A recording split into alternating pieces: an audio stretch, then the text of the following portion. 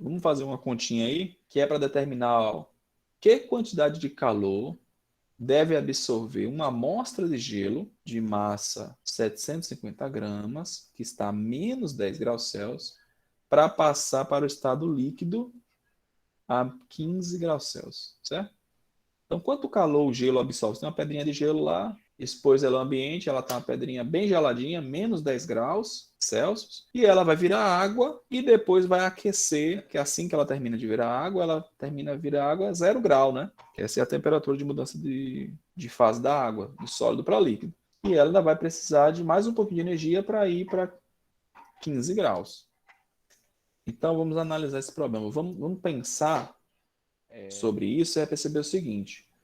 O gelo vira água, a temperatura aqui de fusão, ela está em 0 graus Celsius. O gelo vai virar água quando a gente tiver 0 graus Celsius. Então, no primeiro momento, o gelo, nosso cubinho de gelo aqui, ó, ele está a uma temperatura menos 10 graus Celsius. Então, a primeira coisa que o gelo vai ter que fazer é aumentar a temperatura para que ele chegue a uma temperatura de 0 grau. Somente quando ele chega a 0 grau é que ele começa a derreter. E depois que ele virou água líquida, ele virou uma pocinha de água em cima da mesa, ele vai ter que aumentar a temperatura de 0 para que ele chegue a uma temperatura de quanto? 15 graus Celsius. Então ele recebe um calor, aqui, que é um calor de aquecimento para chegar a 0, recebe um calor 2 aqui, que é um calor de transformação, e recebe um calor 3, que é para aumentar de 0 até a temperatura final, que é de 15 graus. Então, o calor total, a quantidade total que ele vai absorver, vai ser igual ao calor 1, mais o calor 2, mais o calor 3. Então, a gente vai calcular esses calores separadamente, depois a gente só soma no final. O calor 1 vai ser a massa do gelo, vezes o calor específico do gelo, vezes a variação de temperatura. Então, a massa do gelo era quanto? Então, deixa eu ver quem é o calor específico do gelo. Ela é 2.220 joules, né? A tabela está dada em joules, por quilograma por grau Celsius, ou por Kelvin, tanto faz. E o calor específico da água, esse a gente já conhece, é aproximadamente 4.190 joule quilograma por grau Celsius. Vamos lá. No primeiro momento, nós temos gelo, certo? Então a gente tem que calcular com o calor específico do gelo, que é diferente da água, né?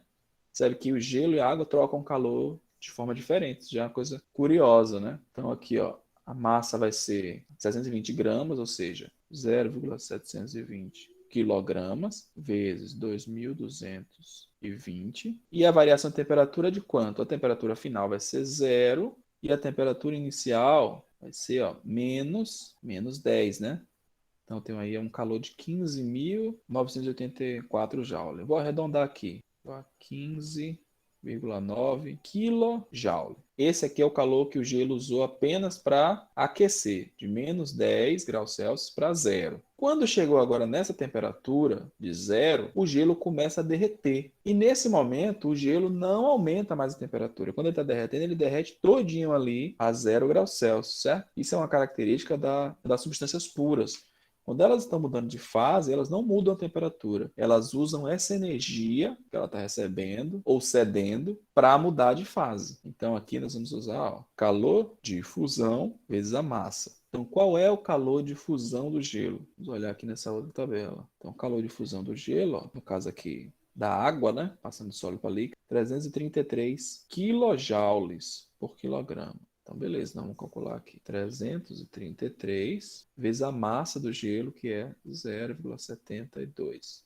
Então, ó, direto, 239,8. Vou botar aqui 200, ou arredondando 240. 240 quilojoule. Olha que diferença já enorme, né? O calor que o gelo recebeu só para aumentar a temperatura dele, né, sair de menos 10 graus para a temperatura zero, foi apenas 15,9 kJ. Porém, para o gelo derreter, né, observe que aqui nós estamos falando de quase 1 litro de água, né? 720 gramas é mais ou menos 720 ml. E agora uma terceira energia, Q3, que é para aquecer novamente. Agora nós temos água. Então, é M vezes calor específico da água, vezes a variação de temperatura. Então, a massa é a mesma, 0,720. Calor específico da água é diferente, né? É ali, ó, 4.190, vezes a variação de temperatura. Agora ele vai sair da temperatura zero, ou melhor, a temperatura final, né? Vai ser 15, né? Graus. E ele saiu da temperatura inicial zero. Então, ó, 45, aproximadamente 45 quilojoules. As três porções de energia que a água recebeu ao passar por esse processo. O calor total agora vai ser a soma das três coisas. Aproximadamente, vou arredondar aqui para 16 quilojoules, mais 240, mais 45, né? Então, a quantidade de calor total aí de 301 quilojoules. Então, em calorimetria é assim: cada processo que a amostra passa, você consegue calcular a quantidade de energia que entra ou que sai, que o material ganha ou que ele perde